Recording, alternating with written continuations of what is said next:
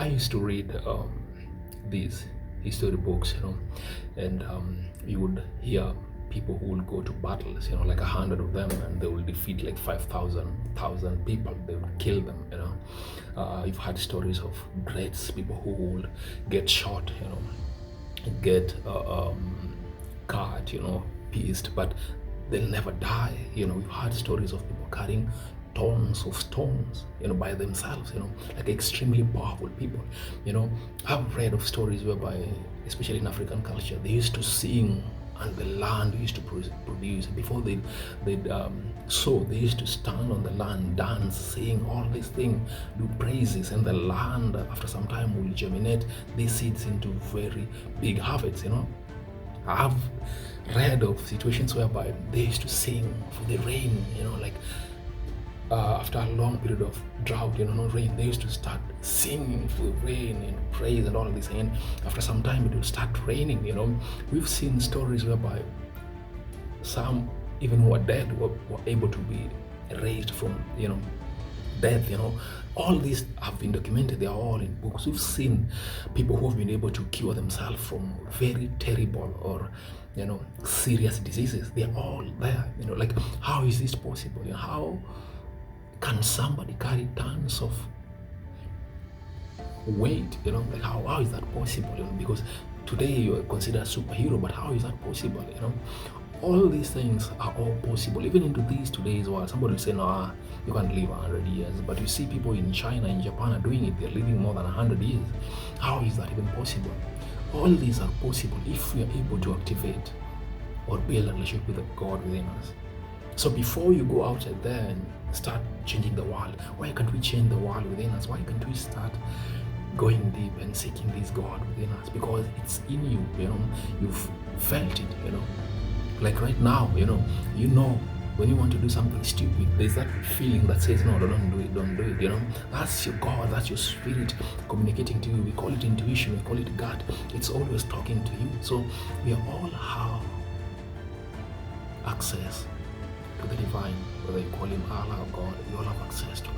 And it's in us, it's not outside there. I don't care how much you're going to study, God is in us. Not everybody has access to books, not everybody has access to a church or a mosque or anything. You want to mean that they don't have access to God? No, God is within us.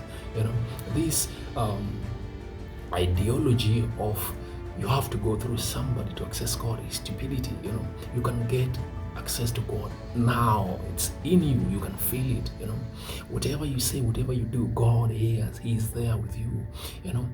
But the greatest gift that we have been given is the gift of choice. You have the gift of choice. You can decide right now. I can be stupid. I can be a good person. I can do something evil. You can decide. You have given that choice. God is not going to force you to have a relationship with Him.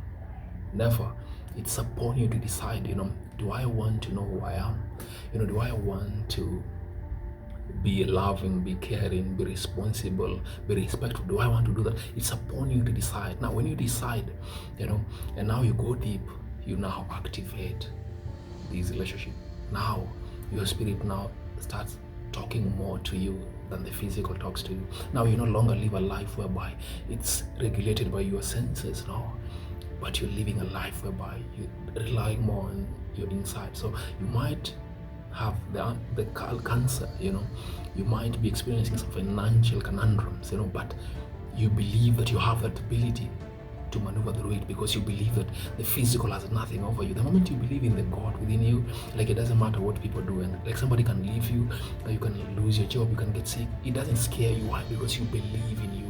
And you know that when you say something, when you command, the Bible says, we all have this power within us.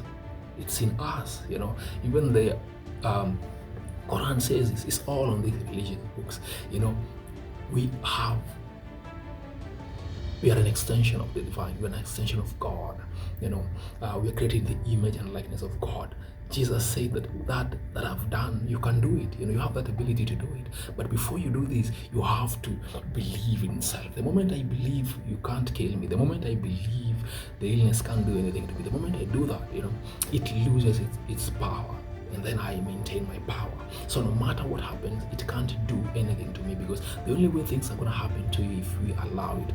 So If we want to create history the way these greats were able to do, then it's not, they're not superhuman, they're just normal human beings who believe themselves. Superhuman, that term comes in because of the belief system. That's why Mother Teresa did what she did, even when she didn't have anything. That's why Elon Musk is dominating everywhere, because he believed, in himself, and he believes that the moment I say something, can change the world. That belief system is enough to transform the lives of people. So looking at these people, it's possible. You can do these things, but first you have to pay the price of building a relationship with you. You have to go within. You have to look at these trauma, these wounds, and get them out of the way, and look at your spirit. When you find your spirit, you found yourself. That's the best thing ever.